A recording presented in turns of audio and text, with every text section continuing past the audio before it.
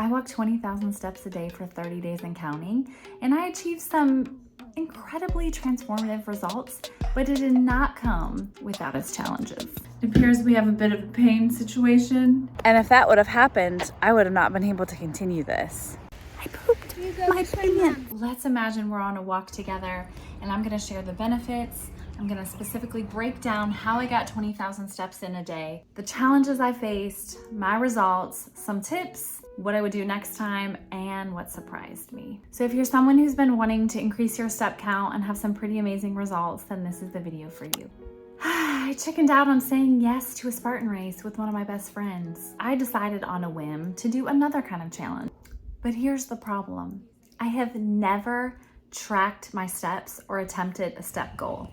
So I had no idea how time-consuming 20,000 steps a day would be, or how my body would handle it. First, let's look at the massive benefits. Studies show that 9,000 steps a day reduces or slows the rates of cognitive decline. Studies also show that walking boosts creativity by 60% compared to sitting. Just 35 minutes a day can reduce depression symptoms and improve your mood. Walking extremely benefits your digestive system by lowering your blood sugar, and walking after eating stimulates your stomach and intestines, making food move through you more quickly, and it helps with digestion. For all of my ladies, probably 35 and up, walking helps your hormones. Unlike HIIT workouts, a lower intensity exercise, such as walking, helps your hormones by reducing cortisol, which is your stress hormone, and releasing endorphins, which help you feel good. Last but not least, walking helps with weight loss. Whether you are trying to get rid of hormonal belly fat or weight on your booty or legs, walking absolutely helps. And y'all, there's even more. It's gonna help you sleep better. Just 4,000 steps a day is gonna reduce your risk of dying from any preventative cause. It helps prevent bone loss, it strengthens your muscles, and it's easy on your joints. Not to mention the social benefits you receive from walking with someone. It's gonna give them your undivided attention, and it's going to be extremely beneficial for your relationship. Lastly, and this one really is so intriguing to me, and I absolutely could see it happening while I was walking.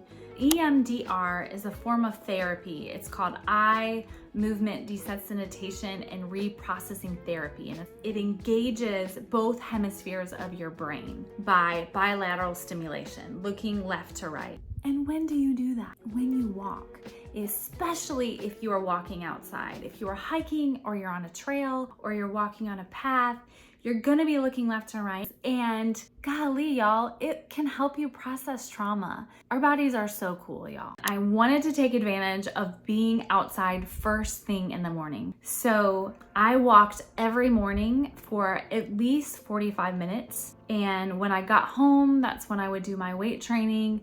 And this would roughly put me at around 7,000 to 8,000 steps by about 9 a.m. every morning.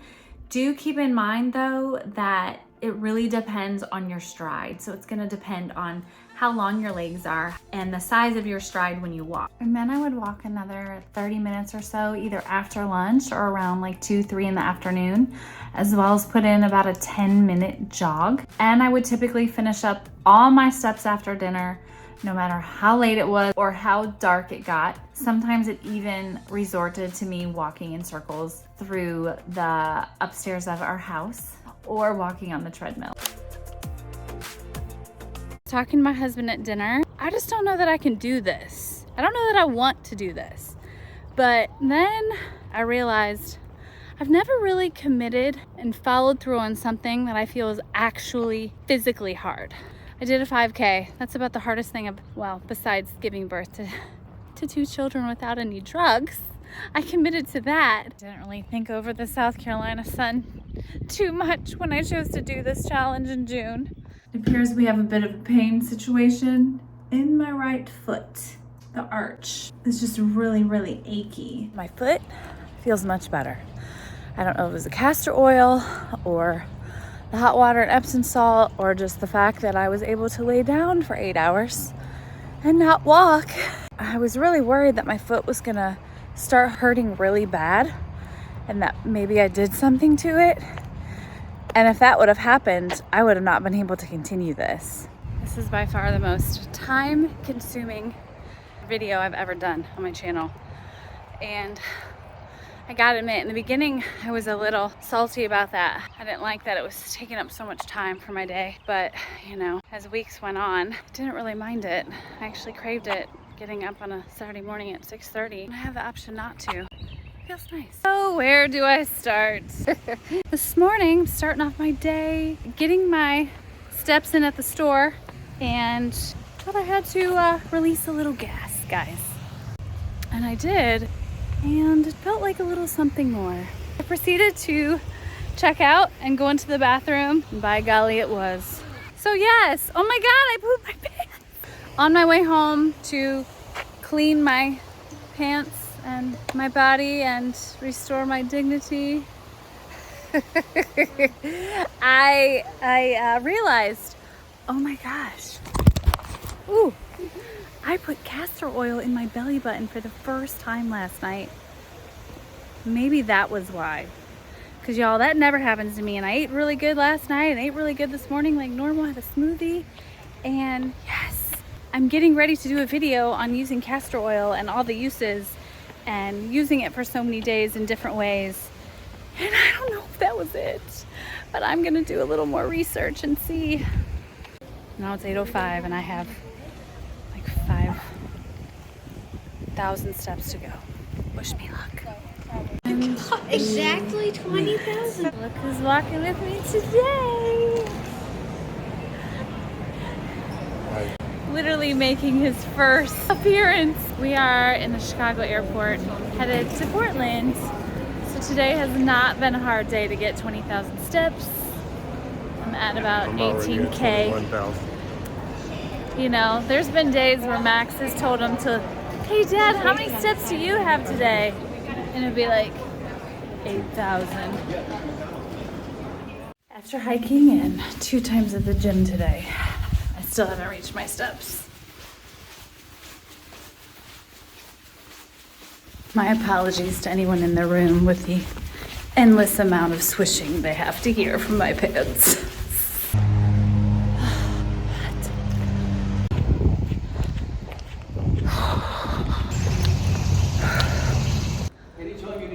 Thank you so much. Oh my God. I almost just had another bathroom emergency.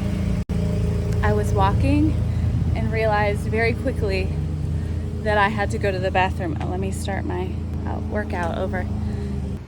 Because I had to go to the bathroom. We are not gonna have another situation like a few weeks ago. Nope. I've never measured my thighs before and after. So this is the first time I did that. And I found that after walking 20,000 steps a day for, at this point, I'm around day 43. I've lost a total of 3 inches around my thighs. So that's pretty cool. And last time I weighed myself, I lost 2 pounds, more than the weight, more than the physical changes. My mood, oh my gosh, I was in such a different, happy, good mood this last month. I looked forward to getting outside and taking these walks. I looked forward to having the walks with the kids or with friends, and I've loved it. It's not just the walking, it's being outside with nature. It's being outside with God. It's feeling connected to the earth and the trees and the birds and the sun. And really, I have this new appreciation for where we live, the world we live in. I found myself truly marveling at its beauty and at the sounds and at the light. And for that, I just have felt so abundant and so grateful. And I'm just so glad that I did this. Truly, I feel like it was a birthday present to myself. If you're somebody who's gonna try to increase your step count, get creative with how you get your steps in. For example, I was waiting in the mobile parking lot to pick up friends at the airport. And instead of sitting in the car, because it was a small lot with not a lot of cars in it, I probably paced the circle of the parking lot 20 times before they let me know they were ready. So when you can get more steps in, do that. Get a cooling towel. It really helped. Just put it around my neck, or I would tie it around my head, and On the days when it's 90, 95 outside, I will not leave the house without a cooling towel now. Choose areas to walk in that are not just completely flat the whole time. You see, when something becomes easy for our bodies adapt and we don't burn as many calories. So choose a path or a hiking spot where you're going up and down. You're not just on a flat path the whole time. And another way you can do that and kind of increase in intensity and keep the challenge going for yourself is to take hand weights or put the weights around your ankles. That's definitely something I would do differently, because it wasn't until the challenge was over where I was in the basement working out and realized, oh, I have those. I could have been using those the whole time. So that is something I'm going to start implementing in my walks. It's one of those things where if you're willing to put the time in to do it, you will figure it out. But on average, it probably took me at least 3 hours a day to get in that many steps. I'm still getting up every single morning and walking. And what's funny is when I started this challenge, I had never came over here in the morning because I didn't feel like it was safe, but there's the sweetest older people over here. We're all like a little community now that says good morning to each other. I'm also still running 10 minutes every day. For the first time in my life, I actually kind of like it. I'm not gonna do any more than that, but at least I don't think I am. But it's been surprisingly nice.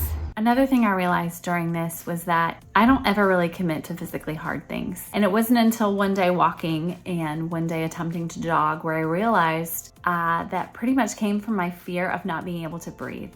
You see, I had asthma when I was a little girl, and whenever my chest would get tight, whenever I would need my inhaler, that was pretty much my cue to stop, because you don't want it to get worse. You don't want to have to go to the hospital again. And so for me, now grown out of asthma, realizing that, wait, you said no to the Spartan race because you thought you wouldn't be able to breathe and it was going to be too hot, and you didn't think you'd be able to do a pull-up and all of these things. And who knows, the Spartan race may be in my future. But it's funny that at the end of this challenge, I kind of realized that block that I had with feeling of fear that would rise up in me when my chest would get tight or when my breathing would become too heavy. I would tell myself, pump the brakes, you got to stop, it's going to get worse. Well, I'm now running either on the treadmill or outside between 10 to 15 minutes straight without stopping during my walks. And I don't know that I can say that I've ever been able to do that. So you never know what you may process or realize while you are moving forward, while you are taking action and getting your little booty out of bed and maybe earlier in the morning to go walking. You know what I love about this community is that we share wisdom in the comments. We ask questions, we encourage each other in the comments. So I would love to see you in the comments. If you are a walker, if it has blessed you along your journey, we would love to hear how and any tips or encouragement you may have.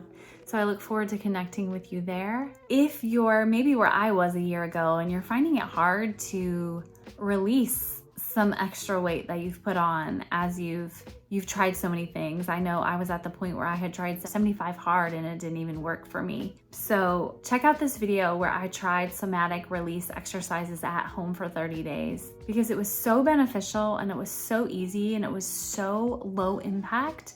But I was able to release and process so many things that I was holding on to. And it really helped me not only release guilt, but release weight that I was holding on to. And it could help you as well. I'll see you next time.